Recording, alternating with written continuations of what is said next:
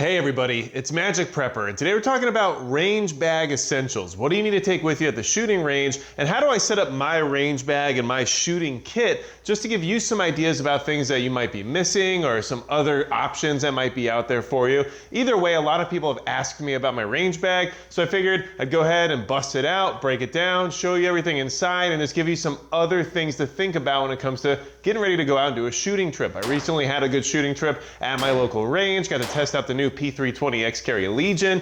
Very nice handgun, had a good time, but at the same time I figured, this could be more important than you might think, and a lot of people might need some direction on what they should bring with them, especially all the new shooters out there. So let's dive right into it. I'll open it up, show you what's inside, and just give you some ideas. So before we get into the bag, let's go ahead and just talk about the bag itself. This is an NC Star Vism shooting range bag. This is something that if you just search online, NC Star shooting range bag, you'll definitely find something like this. It's a couple years old, so I don't know if they changed anything or not, but basically it's made in China. If you want something American, it's gonna be a lot more expensive. At the time, this fit the budget, and it gave me everything I was looking for in a bag. So plenty of pockets, as you can see. We got one in the front here, one on the side, one on this side as well, and then on the back you have a MOLLE panel so you can attach additional pouches or whatever else you might want. So, decent pack, comes with a good hand strap there as well as a shoulder strap, and it just does the job. I mean, you don't have to get too fancy, use whatever bag you want, but make sure it has all of the accommodations you're looking for when it comes to pockets and whatnot. Now, since we're already on the outside of the bag, let's start with the outside. So first and foremost, I like to make sure I can actually hang my targets up if I need to. So I always carry a staple gun, just in case. Now, even if I'm at the indoor range or something and you don't need this, I just have it in the bag. It's just part of the kit at this point. So staple gun, especially at outdoor like public ranges, you're probably gonna need one. You don't have a fancy system or anything like that bringing you the target, and you don't have people there to help you out or anything, so make sure you have what you need, including additional staples. Then usually carry a roll of tape of some kind. This is electrical tape, but I like it because it's black, and I can use it to cover up holes in targets and stuff like that if I want to, and it just does a rudimentary job of actually attaching a target to a stand or something along those lines, so roll of tape, always good to have. Now, moving on from there, we'll go to the other side pocket. Let's see, so this side pocket I always keep hearing protection in, and I don't always use muffs. Generally I actually don't like them because they get in the way of your cheek weld and stuff when you're using rifles, but at the end of the day, they still come in handy, and I do integrate them into some of my loadout kits and stuff like that, but these are Axle Tracker earmuffs. They're definitely good. They're electronic. They have noise reduction, but you can actually turn up the volume so you can hear your surroundings even better than if you don't wear them. And they're also Bluetooth compatible if you're using it with your phone. You can listen to music. You can use it with like a shot timer program or something. Whatever you want to do. Definitely good headphones, or earmuffs, I guess is what they would be called in the sense of hearing protection, right? But just so you guys know, I do have a bunch of this stuff listed in the description as well as a pinned comment, and a lot of this stuff is manufacturers that I've just worked with before, and now that we've talked to each other, I have discount codes and all kinds of stuff, and nothing I promote is something I don't use myself. So this is good stuff, definitely does the job, and there is discounts down below in the description of the pinned comment, and a lot of other stuff we'll cover here will be falling under that umbrella as well. So hearing protection, always good to have. You gotta have more than one type sometimes just based on the environment or what's happening. And then I bring the auxiliary cord as well, because you can plug this in to your phone or something if you want to, and I can also use this to attach it to like a radio system, so whatever works, all right? Now, moving on from there, we'll go ahead and go to the front pocket. Now the front pocket, it does have this hook and loop patch right here, so you can throw whatever patch you want on, but the American flag just seemed to fit on there, and I'm not gonna take it off because that would just feel wrong. So, go ahead and open this up. All right, so this is kind of like my electronics pouch, right? So first and foremost, I got a shot timer. If you don't have a good shot timer, it's hard to judge whether or not you're improving, and shot timers are a great way to kind of show if you have seen any improvements or gained any speed or anything else when it comes to efficiency. And now that I'm shooting with the guys from Garrison Readiness Group out here in North Dakota, they've kind of pushed me to be better, pushed me to do drills, do more things with shot timers. So if you're gonna get serious about shooting and you wanna really improve your game, you really do need a shot timer of some kind. So I've got the Pack 3 here. It seems to work pretty well. I think it's a Pack 3 Club or something like that. Here's my in-ear hearing protection. So these are also Bluetooth, but these are the Axle Ghost Strike 2.0s. And basically they go in your ear, and then they have this little neck lanyard here that wraps around your neck. So that way, what I like about it is if one falls out, you don't lose it. And I've had that happen to me before with my Caldwell Shadow Maxes. So I actually switched those out for these, and they don't get lost like the other ones did. They have better sizing when it comes to the actual insert for your ear, and they work really well. So far so good. I'm happy with these, and I think in-ear is really where it's at in my opinion, because it doesn't get in the way of your rifle stock. Cheek weld is never affected, and there's nothing worse than when you get behind like a 308 and then you pull the trigger and you realize your muffs were pushed off of your ear a little bit because of your cheek weld, and suddenly you can't really hear anybody screaming at you for another week or two. Anyway, those are great. And then I have basically just a padded case. This one's nice. It's from EDC Specialties, company I used to work with. And what's cool about this case is that I use it mostly for like other electronics. So here's my dead cat microphone. You know, if you guys see me filming out at a range or something like that, or outside, I usually use this to kind of block the wind. And then this is an extra battery for like my action camera. And then I usually have my action camera in here as well, because I never know if I'm gonna get some film or do some shooting, or I wanna get some B-roll or something like that. So I just keep this with my shooting range bag at all times, and it's definitely worked out. Okay, now moving on from there, let's see. So this is like miscellaneous tools. I've got a little bit of Loctite, some Allen wrenches that I know are sizes that I typically use. I've got a front sight adjustment tool for AR-15 style front sights, right? So having all the little tools you might need to make quick adjustments and fix things is a good idea. I also have like a scope leveler right here, just a very basic elementary one, but it does the job. And these are all just things that I think are worth having on you because they're very small, but you never know when you might have to repair something. And I do always carry a multi-tool as part of my EDC, so I'm not too freaked out about having a ton of different tools, but the ones that I typically use, I'll keep in the bag, all right? I also keep some additional buffers. So if I'm having an issue with like an AR or an AR pistol, especially if it's a new build and it's not quite gassed correctly or cycling the way I want it to, I have additional different buffers in there that I have different weights for. This is an H2, I believe this is an H1, and then what's cool is I can kind of like switch them out to see if something is gonna run better or smoother since I have them on me already. So just some stuff that I carry. Your mileage may vary, but these are just things that I do and I thought I would share with everybody, okay? Now let's go ahead and move to the back of the bag. All right, so one of the most important things you can have at the shooting range is first aid. Always have a first aid kit, especially one that's kind of designed around the idea of like a blowout, AKA you have a tourniquet, you've got shears so you can remove clothing quickly and apply a chest seal or whatever else you might need to do. This is the Refuge Medical Cub Pro. And like I said, I got discounts for even this awesome first aid kit down in the description of the pinned comment, but this company is ran by Bear Independent, another great YouTube channel, and they make really high quality first aid products. So just make sure you check that out if some of you're lacking with your shooting range gear. And then I also over here have a pouch that's dedicated to bore snakes basically. So what you can see here is that I just got like every size of bore snake I might need. I've got, let's see, 30 caliber, this is 243 or 6mm. I've got 12 gauge, 22, every caliber is in here, 9mm, 45. Basically, it's a very quick and easy way to get a barrel cleaned out. It's not gonna get rid of anything like a squib load or something like that, but it will at least clean your barrel if you're having some issues or if things aren't really lining up in the decent accuracy that you're used to.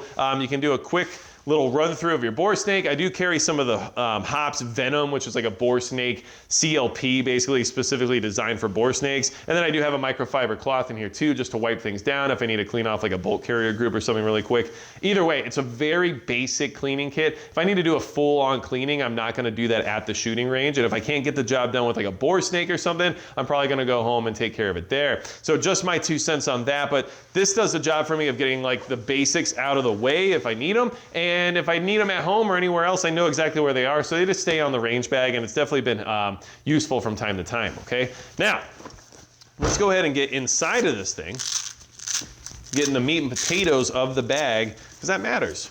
And this is where the magic happens, right? I did not mean to say that in the sense of a pun, but I'll take it. All right, so now we're inside. The real deal, okay? First and foremost, you already saw the hearing protection, eye protection. These are Gaiters, another great company that I work with. Everything in here, like I said, is stuff that I use personally, and that's why I promote it. But at the same time, Gator's is a really high quality eyewear company, and they're made in the USA. So I'm just gonna throw that out there because that actually does matter, right? And what's cool about these is that this is their Spectre model, but they're ballistic rated, they're mil-spec in the sense of durability for their frame. The lenses are ANSI, Z81 point whatever it is, you know what I'm talking about. But at the end of the day, what's also cool is that these lenses are called their Inferno lens, which is photochromic. So these will be clear indoors and dark outdoors. So I only need one pair of shooting glasses for any environment, and I've really enjoyed that because I used to carry 2 pairs of glasses, and then you might wear sunglasses at one point, then it starts to get a little bit darker or something, maybe the overcast clouds are blocking all the sun or whatever. These things just change with the light environment, so they're awesome. They look pretty good too, and like I said, they're made in the USA. So can't go wrong with that. I'll go ahead and prove that to you. Look at that right there, made in USA.